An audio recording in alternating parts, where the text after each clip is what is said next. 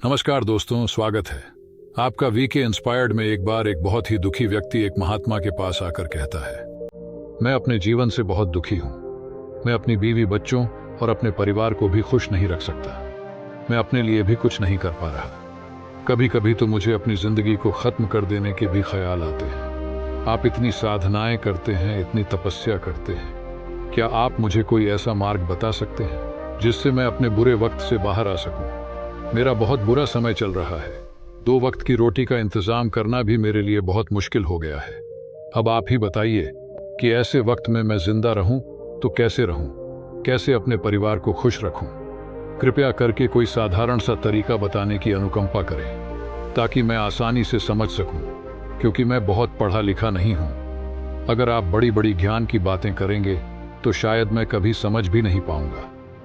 यह सुनकर महात्मा ने मुस्कुराते हुए कहा कि तुम मेरा एक एक काम कर सकते हो। उसने सामने की तरफ इशारा करते हुए कहा कि उस ऊंची पहाड़ी पर एक मंदिर है और उस मंदिर के पास चींटियां का एक घर है जहां पर हजारों चींटियां रहती हैं। तुम्हें सुनने में बड़ा अजीब लगेगा, लेकिन वह चींटियां उस मंदिर की जमीन को खराब कर देती हैं। उस मिट्टी की उपजाऊ शक्ति वह खत्म कर देती है, जिसके कारण वहां पर कोई भी पेड़ या कोई भी घास पनप नहीं पाती है। तुम मेरा एक काम करो, उसके बाद मैं तुम्हें तुम्हारे सवालों के जवाब दूंगा। तुम 2-3 दिन तक रोज उस पहाड़ पर जाओ और तुम्हें उस पहाड़ी पर कहीं पर भी चींटियों का घर दिखे, उसे तोड़ दो। लेकिन याद रहे, एक भी चींटी मरनी नहीं चाहिए। युवक वहां से चला गया। उसे कुछ समझ नहीं आ रहा था कि महात्मा जी मेरे से ऐसा पाप क्यों करवा रहे हैं, लेकिन वह महात्मा जी की बात को टाल नहीं पाया और अगले दिन पहाड़ी पर जाकर चींटियों के घर को तोड़ दिया। उसे बुरा तो बहुत लगा, लेकिन महात्मा जी की बात को टाल नहीं सका। वह युवक घर आ गया और सोचने लगा कि मैंने इन चींटियों का घर तोड़ दिया, इसमें मेरा क्या फायदा होगा? महात्मा जी ने मेरे से ऐसा काम क्यों करवाया? अगले दिन वह युवक फिर उसी पहाड़ी पर जाता है तो देखा है कि चींटियों ने वहीं पर नया घर बना लिया।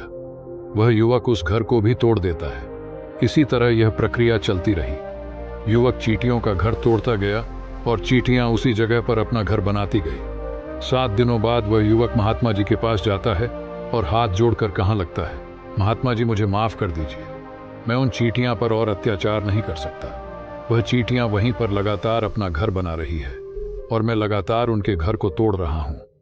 पूरी कहानी सुनने के बाद महात्मा ने मुस्कुराते हुए कहा कि बेटा, पहली सीख जो इन चींटियों से लेने की थी वह यह थी कि तुमने कितनी ही बार उनके घर को तोड़ने की कोशिश की, कितनी ही बार प्रयास किया कि उनका घर तबाह हो जाए, लेकिन वह हर बार अपना नया घर बना लेती थी।